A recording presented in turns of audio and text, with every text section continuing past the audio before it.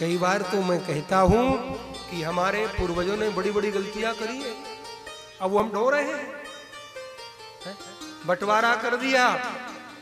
बाप जब दो बेटों को मकान बनाकर अलग अलग देता है तो भैया तेरा ये, इसमें तू रहे, इसमें तू रहे। यहां तो बांटने के बाद भी झमेला खड़ा हुआ है, अभी भी झमेला चल रहा है। बंटवारा हुआ लेकिन वो अधूरा हुआ, क्योंकि गांधी जी ने कहा कि जो जहां वहीं रह जाए। पटेल साहब तो कहते थे ऐसा नहीं, जैसा किया फिर वैसे ही होने दो। तो महाराज ब्राह्मण समाज की वंदना की गई है। तो ब्राह्मण कौन? जिसके माता पिता दोनों ब्राह्मण परिवार से हैं, माँ भी ब्राह्मण खानदान की हो, पिता भी ब्राह्मण खानदान का हो, और उससे जब बालक होता है उसे बोलते हैं ब्राह्मण। और एक भी गड़बड़े तो फिर ब्राह्मण नहीं है। और आजकल तो बड़ी विडंबना है, आग सब जगह लग गई। बड़े शहर का कचरा छोटे शहर में आता है और छोटे शहर से फिर देहात में चला जाता है।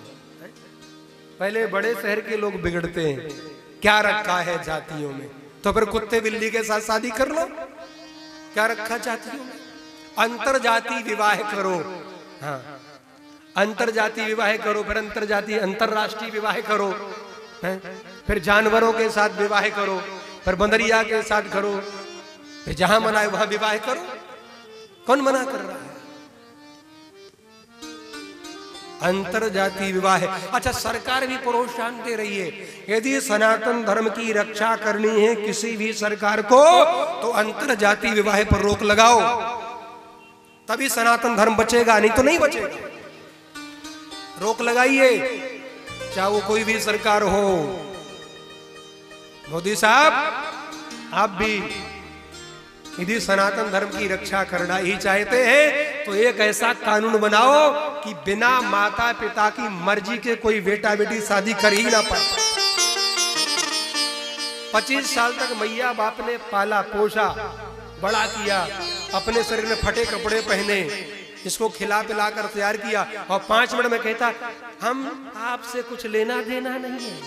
वो 5 मिनट में आई, और वो 5 मिनट में जो आई वो तेरी सगी हो गई, वो तेरा सगा हो गया, और 25 साल वाला तेरा बेकार है।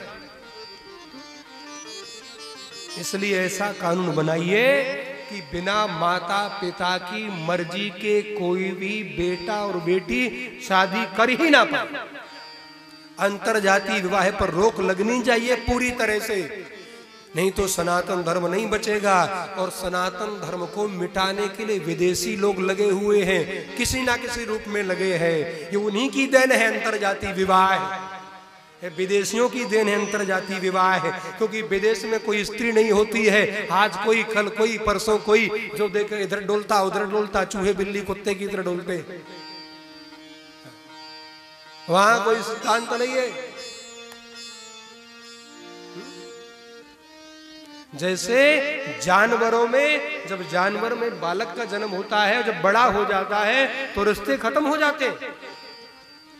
जानवर में जब बालक बड़ा हो जाए तो रिश्ते खत्म हो जाते हैं, लेकिन हमारे यहाँ रिश्ते आजीवन रहते हैं, मृत्यु पर्यंत रहते हैं। मेरे फला दादा, मेरे फला बाबा, मेरे फला बाबा के बाबा, ये सब रिश्ते रहते हैं। ये कहाँ? ये केवल हमारे सनातन धर्म में रिश्ते हैं और कहीं नहीं है। इसलिए सनातन धर्म सारे विश्व का केंद्र बिंदु है। ये भारत सारे विश्व का केंद्र बिंदु है, और भारत को अध्यात्म देने वाला भी, विदेशों को अध्यात्म देने वाला भी भारत ही है। इसलिए सनातन धर्म के ऊपर सभी की निगाहें है। इसलिए सारे चाहते, इस्लाम भी चाहता, क्रिश्चियन भी चाहता कि सनातन धर्म खत्म हो जाए। तो भैया अब इस देश के नेताओं को चाहिए कुछ ऐसा कानून बनाओ ताकि इसकी रक्षा हो सके। और सबसे बड़ा कानून है अंतर जाति विवाह। 2 चीज सुधर जाए, सब सुधर जाए। 2 चीज, बस 2 चीज को संभाल ले देश की सरकार, सब संभल जाएगा। रोटी और बेटी, बस। हमारे हिंदू भाई जागे और 2 चीज संभाले, रोटी और बेटी। खान पान शुद्ध हो जाए और बेटी सही हो जाए, पूरे धर्म की रक्षा हो जाएगी।